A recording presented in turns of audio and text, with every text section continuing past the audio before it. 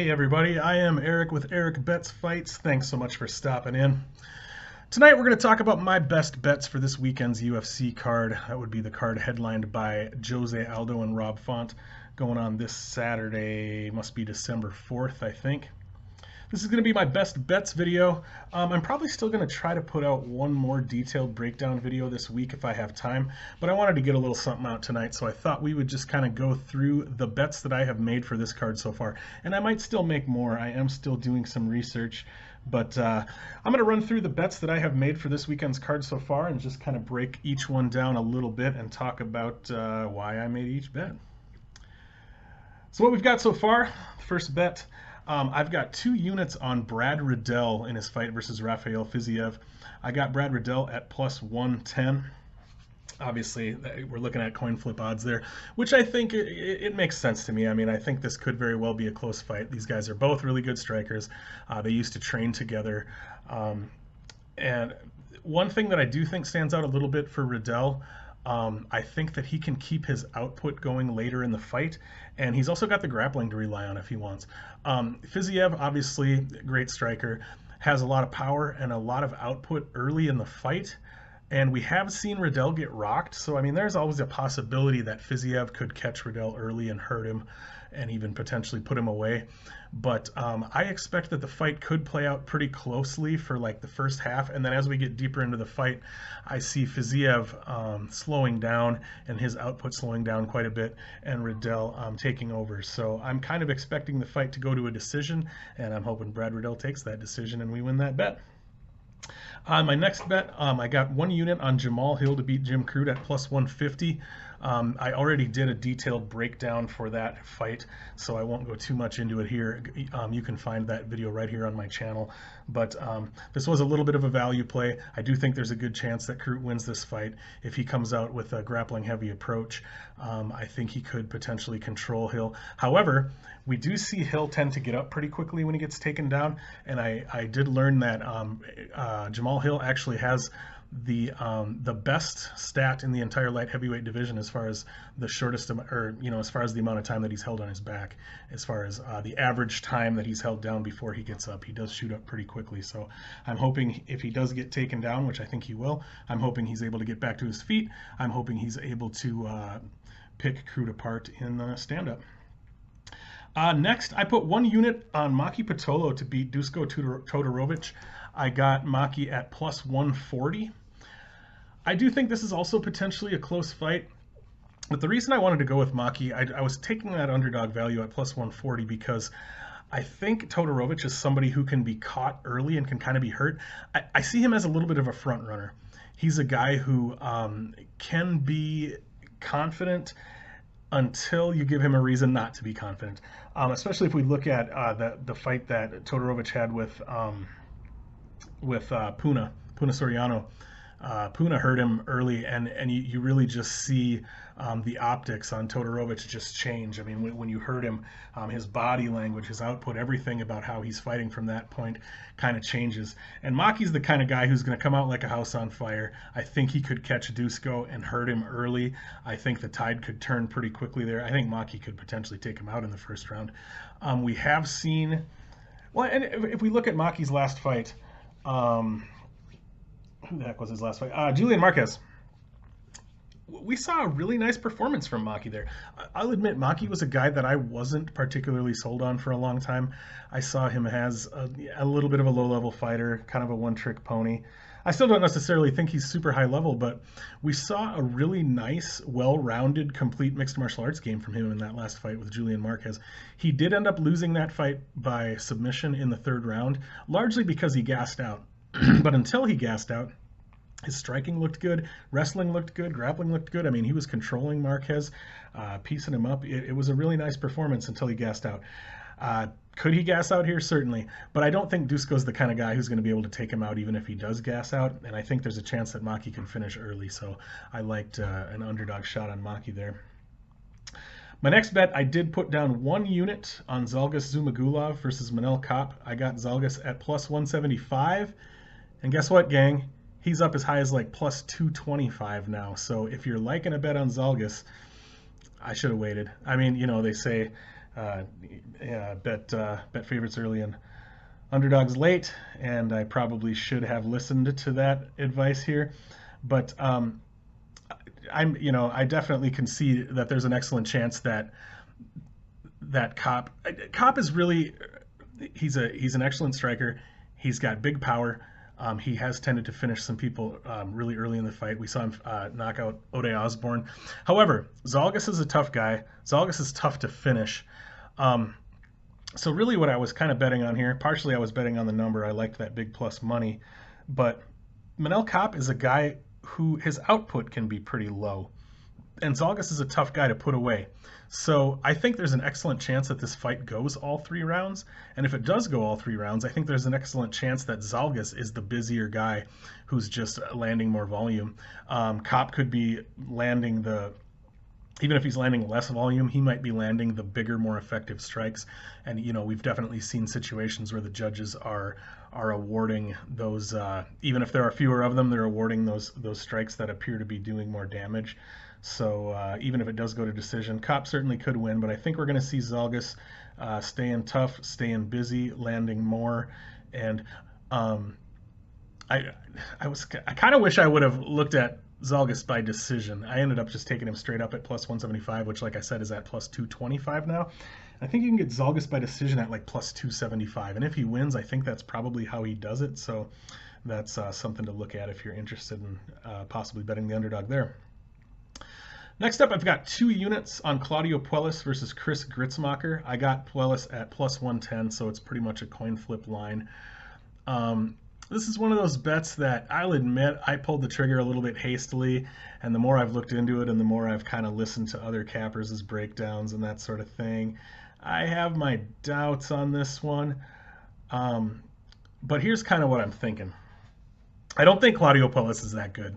I don't think Chris Gritsmacher is that good. Chris Gritsmacher's tough. I mean, he's grits. He's gritty. He's a gritty guy. That's kind of his style. Claudio Puellus, he's talented. He's young. He's only 25, I think, and Gritsmacher is, I think, 35. And so part of the reason that I made this bet is just kind of where they're at in their careers. Puellus is at that age where we're going to see him usually making big improvements from fight to fight, and Gritsmacher is at that age where we're potentially going to see him declining from fight to fight. I'm hoping that Puellus can get takedowns here and control Gritsmacher on the ground. If he's not able to get takedowns, it could get ugly because Gritsmacher is one of those guys who's just going to stay, he's going to stay in your face. He's going to stay gritty. He's going to keep putting volume on you. He's not going anywhere. But I liked Puellus to, like I said, be able to probably take Gritsmacher down and control him. And I'll admit I was kind of betting on that. I'm betting on the young guy who's improving to beat the older guy who might be declining a little bit. So we'll hope that my read is correct there.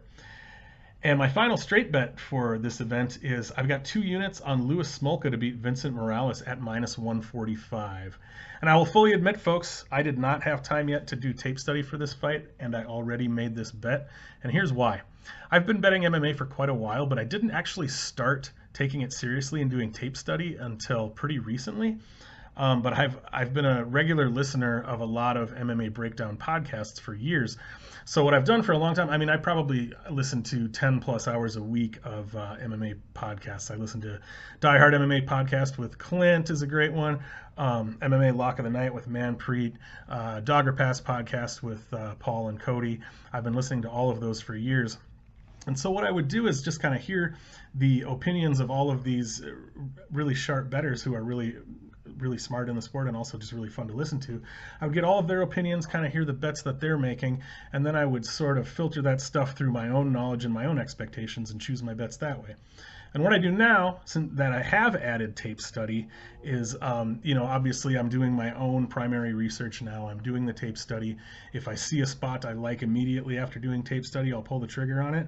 But, if there's something I'm not sure of, I do still listen to all those podcasts, and I sort of allow those opinions to color my decisions as well. So I didn't have anything on Louis Smolka, Vincent Morales, but I listened to several of my podcasts that I just mentioned, and a bunch of people are on Louis Smolka, a bunch of people people liked the line. So this was a situation where I'm just trusting the people who are better at this than I am. So I don't really have much of a breakdown for you for that one because I didn't do the tape study, but we've got 2 units on Louis Smolka at minus 145.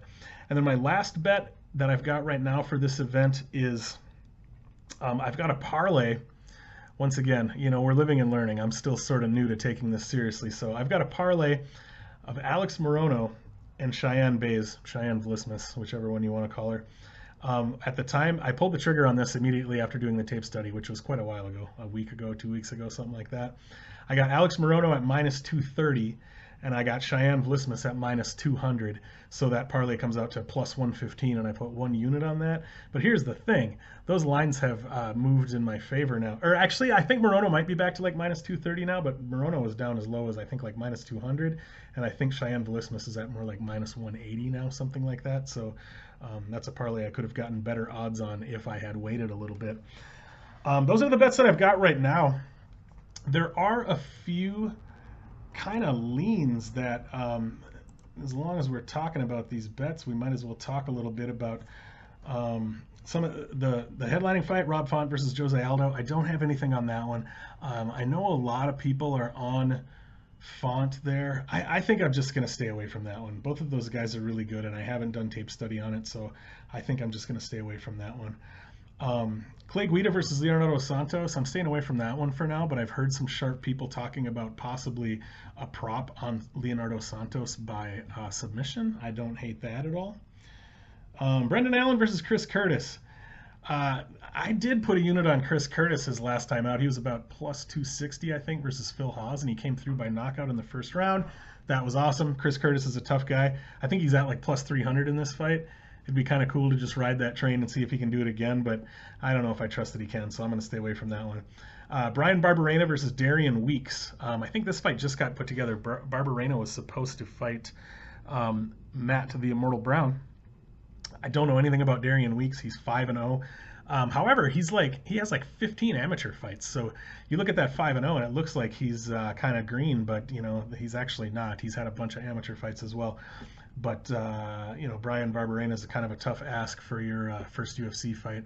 Barberena is a tough guy and he's not going anywhere. Jake Matthews versus Jeremiah Wells. I'm staying away from that one. Alonzo Menafield, William Knight. I'm staying away from that one. I did do the tape study on that one, but that's just, it's two massive, dynamic, athletic, scary balls of muscle.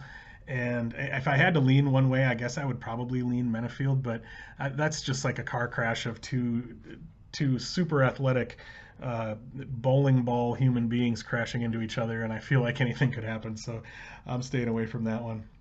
This is one I did want to talk about. Azamat Murzakanov versus Jared Vandera. Murzakanov, now I can't remember. It might show me. Oh yeah, Philippe Lins, that's who it was. Murzakanov was originally supposed to be fighting Philippe Lins, and I was thinking about betting Murzakanov there, but I didn't. But so Murzakanov, I don't have the numbers in front of me right now. He's a pretty big favorite in this spot, and I think this is a potential live betting spot. Murzakanov is a guy who, let's take a look at his record here. He's a guy who's got a lot of quick finishes. His fight on Contender Series, he won by knockout in round 1. His fight before that in Brave, he won by knockout in round 1. We go back, we've got another 1, 2, 3, 4, 5, 6. These are all knockouts in round 1. He's 10-0, so he's an undefeated fighter, and like 7 of those fights are knockouts in round 1. So that's kind of his MO. And Jared Vandera is, I mean, he's a pretty low-level heavyweight. There's no doubt about that. However, he's a pretty tough guy, and he's a guy that can put out some volume. So here's the thing. This is a good live betting spot, I think, because there's a decent chance that Murzakanov is going to come out and finish Jared Vandera in round 1, because that's kind of what Murzakanov does. But if he's not able to finish Vandera in round 1, this is a good spot to keep an eye on. And if we start moving into round 2 and moving into round 3, we could definitely see the tide change, because I feel like, you know, Murzakanov is one of those guys who's so used to getting those first round finishes. What's he going to look like if he's dragged into deeper water by UFC level competition, lower UFC level competition? No offense, Jared Vandera, but I feel like we could see we could see a big first round for Mirzakhanov, and then we could move into round 2 with Vandera being an even bigger underdog than he is now, and we could see Mirzakhanov starting to tire, and that might be a good spot to pull the trigger. So I will definitely be keeping an eye on that one while the fight is happening. Alex Moreno and Mickey Gall. I guess I did already mention that I had that parlay, but I didn't talk about why I put Moreno in a parlay there. Alex Moreno is a tough, well-rounded guy. Mickey Gall's a pretty tough guy too, but let me say this. Mickey Gall, in some ways, has turned out to be a better fighter than I thought he was going to be, and than I think a lot of people thought he was going to be. I mean, he was literally just brought in to be CM Punk's opponent. He's not a guy that they would have signed at that point. I think he only had 1 or maybe 2 fights under his belt at the time that they signed him to fight CM Punk. They literally brought him in because they needed someone who was low level and who was inexperienced in order for it to even be fair for them to fight CM Punk. But Mickey Gall has stuck around. He's been able to hang with some good fighters. He's been able to beat some good fighters. So, you got to give him credit. He was brought in to be a low-level fighter, and he's ended up kind of doing okay for himself. Obviously, he's got a good ground game. His strikes have come along. His striking looks pretty okay. However, he's a guy who can be pretty dangerous in round 1, but he fades. He fades massively. As the fight goes on, he really starts sucking wind.